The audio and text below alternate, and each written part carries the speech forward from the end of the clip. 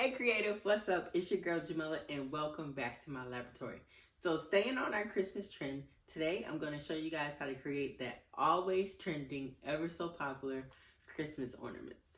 I'll have everything I use listed in the description box below. And if you like this video, you learned something new, please give the video a thumbs up, share it with your friends, and make sure that bell notification is on so you don't miss any of my upcoming craft tutorials.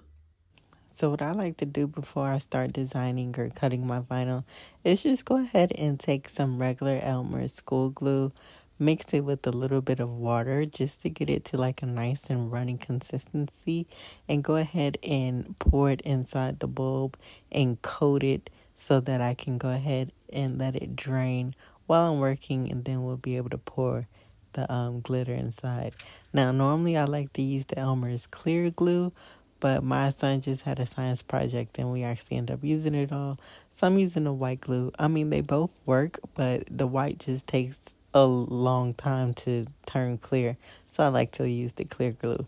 But I don't have any measurements. I just start out with a little bit of glue just add a little bit of water. I'm really just trying to get it to a nice and runny consistency so that I can twirl it around in the bulb like this and get and coat the whole bulb.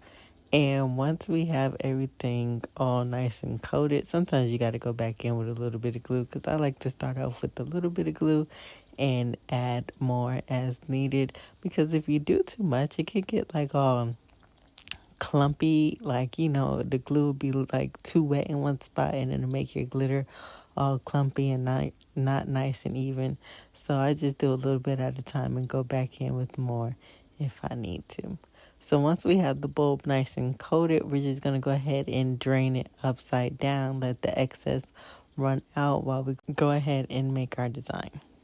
So we're going to go ahead and start off in Cricut Design Space, and we're going to go ahead and upload our design. I got this Rae Dunn inspired design from Creative Fabrica, and of course I'll have that linked for you guys in the description box of this video. They're actually doing a free trial right now where you can get 10 free downloads, and then it's like $9.95 a month, I believe. But I'll leave the link in the description box for you, and I'll have all the information for you when you're ready to sign up.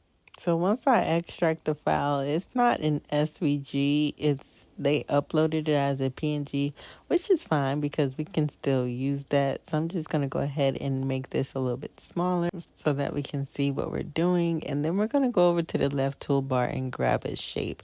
Because this is uploaded as one big PNG, we need to go ahead and split it up. And the easiest way, honestly, to do that is to grab a shape and just go ahead and slice it.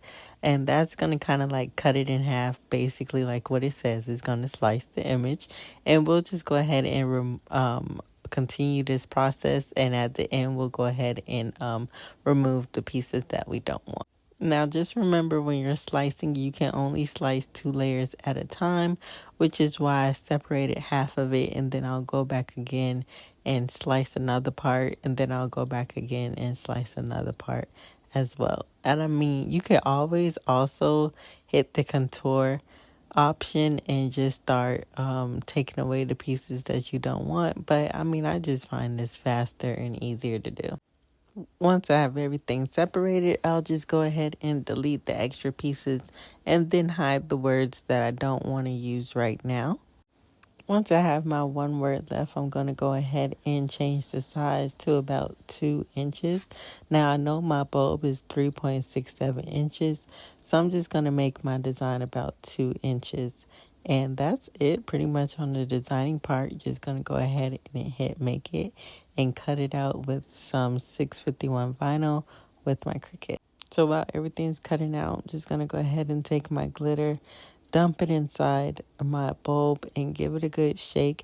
Now, of course, extra fine glitter works best with this type of project. But y'all, I did like a craft room purge earlier in the summer, and I threw away my glitter because I was like, I don't even do glitter projects. I don't need this. And now, look at me. I mean, it's months and months and months later, but I need it. So this is why you don't throw away stuff in your craft room, because you know what? You will eventually use it. And I was already at home, didn't feel like going to the store. So I was like, you know what, we just gonna make it work with this chunky glitter. But, I really just want to give you guys the guideline of how to do it. So, but just make sure you have the correct supplies. I mean, but there's no right or wrong way to do this project. Do what you want to do. So anyway, I'm just going to go ahead and try and make sure that my glitter coats the walls really, really well. Once that's done, I'm going to go ahead and wipe off the outside with rubbing alcohol to clean off any lint, handprints, or whatever, and just to help my vinyl stick better. And then, of course, we're just going to go ahead and weed our design. Now, since this font is kind of like super skinny and small, I decided to go ahead and do the reverse weed technique for this. And basically, the reverse weeding is when you take the transfer tape and put it onto the piece of vinyl that you cut. And then I'll pull the vinyl away from the transfer tape, which will make the letters stick to the transfer tape, and then I'll just pull off the pieces that way. So if you have like small intricate cuts or things like that, that's just a great way to weed so you don't like lose any letters or pieces. And I find that when it comes to working with curved surfaces, if you cut little slits in your transfer tape like this, along the corners, a little bit in the middle, it just really makes it easier to apply the vinyl to your curved surface because the transfer tape is able to bend with the shape. And you know what? You could honestly put the vinyl onto your bulb first and then do all the glitter and stuff. But, like I said, there's no right or wrong way.